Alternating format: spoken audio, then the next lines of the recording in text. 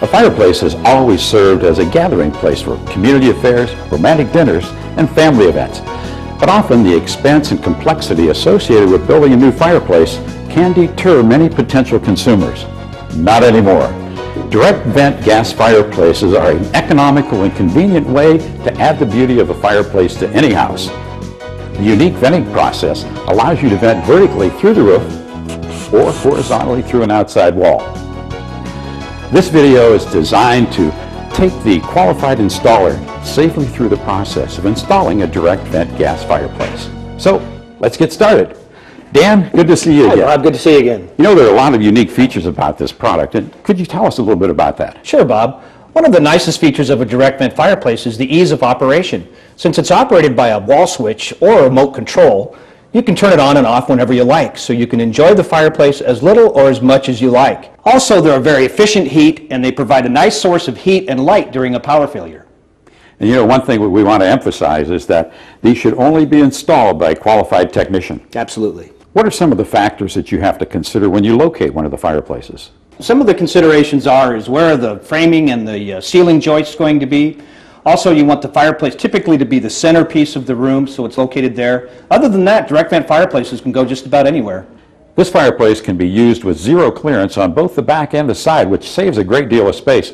What other clearances should be allowed? Well, Bob, there's a couple things you want to consider. Okay. You want to make sure that you don't have any interference with the ceiling joists. Okay. If you have a perpendicular combustible sidewall, you want to maintain clearance to that. Also, the mantle height and depth needs to be considered. On the venting itself, if you're going vertical like we are today, it's 1 inch all the way around the venting. If you're going horizontal through the wall, it's 2 inches on the top, 1 inch on the bottom, and 1 inch on the sides. Well, let's get started. Let's do it. I guess the first thing is to unpack. So everything is in here that we need to make this installation complete. Yes, Bob. There are some nice options that you can add to the fireplace. You can add a fan to help move the warm air around. You can add a series of remote controls. And you can put some nice trim kits and decorative doors on the outside of the fireplace. So Dan, I guess we remove the packaging first before we can get it into position. Okay, let's do it. Good.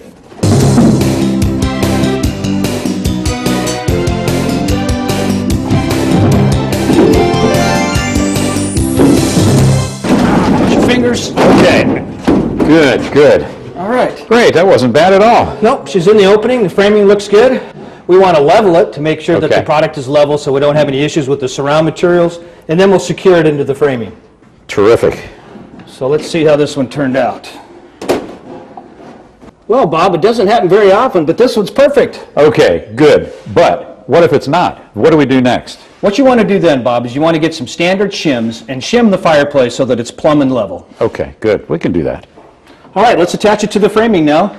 So take our drywall screws. Show me the ropes. Alrighty. Let's take a standard drywall screw. One of the nice features of the direct vent is the full-length nailing flanges. Once the product is in place and we secure it to the framing, it can't move because a lot of other trades come into contact with our fireplace after we leave the job site. Good. So we're going to make sure it's good and secure.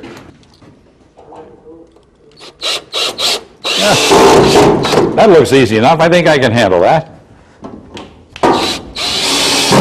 And this is an important step, Bob, because a lot of trades come into contact with our fireplace after we leave the job, and we want it to stay level and plumb. Success on the first one. You know, what's really truly incredible to me is that everything is included in this package. That's true, Bob. The logs are unitized. They're already set up for you. The gas train assembly is ready to go. That makes it extremely convenient. So, I just have one more to go. That does it. So what's next?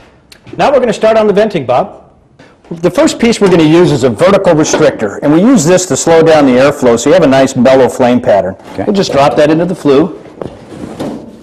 Then we'll install the 45-degree elbow. Okay. Get your tabs. The tabs go into the little slots. Slide it on so it's secure, and then twist it to lock it. Well, that looks pretty simple. Yes, Bob, it really is. With the unique snap lock design that we have, twist lock, there's no sealant and no fasteners required to get a good solid connection to the fireplace. So what's next on the agenda? Now we start running the pipe straight up, Bob. You know, Dan, we talk about this direct vent terminology. What exactly does that mean? It's a good question, Bob. Direct vents use what we call a coaxial vent, which means that you have an inner pipe and an outer pipe. The hot flue gases that are generated by the fire exit through the flue, and then the fresh air to supply the fire comes in from the outer. And so these all connect in what way? Well, we use a twist lock design, Bob, and let me show you how that works. Okay. If you could hold that for Sure. me. You can see that there's some grooves in the pipe and there's a little dimple here. We line those up, and then we just twist the pipe to lock it. That's it. Yeah, pretty ingenious. Now, there are several varieties of sizes. Why do we have so many different varieties? Well, Bob, let's say that we have to go around a floor truss in this run. Okay. We're going to use an elbow and then the various lengths of pipe to complete that offset and return to get around the obstruction. Okay. So what length do you typically start the project with? Well, in this case, Bob, we've got a straight shot all the way up, so we'll use the longest length that we have, Okay. and that's the 4-footer. Okay. Can I give you a hand with that? Yes, please.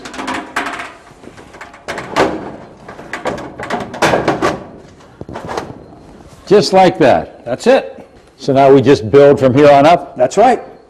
So Dan, what happens if you can't go straight up with the vent pipe? What do you do then? Well, that's the nice thing about a direct vent, Bob. You can go horizontally through an outside wall. Okay.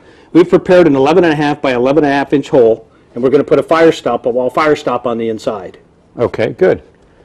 Now, all of this sounds great, but what if everything just doesn't line up right? What do you do then? That happens sometimes too, Bob, and the option there is to use what we call flex venting. Okay. This venting has the same connection method as the rigid, but it's flexible pipe and it's expandable. Oh, wow.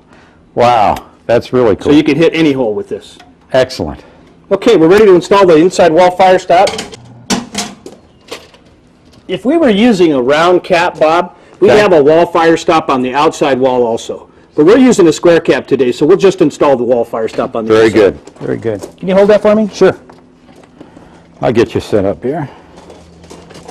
I guess that goes Right like that. Perfect. Okay.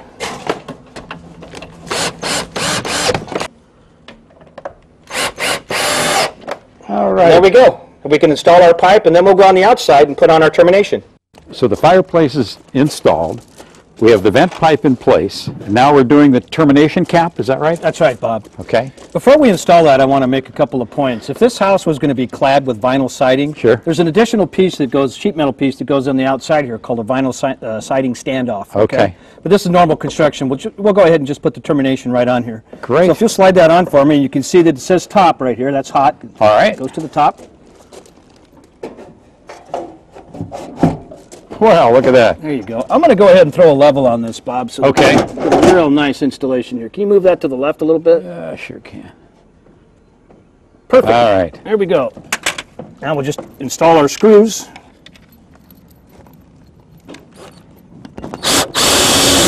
So we have all the vent pipe sections in place, all the way up the chase to the very top. Now what? Well, Bob, what we've got now is we have our technicians up on the roof, and they're installing the flashing. Okay. They're going to install the storm collar around the outside of the pipe. That'll keep the water out. They'll caulk that.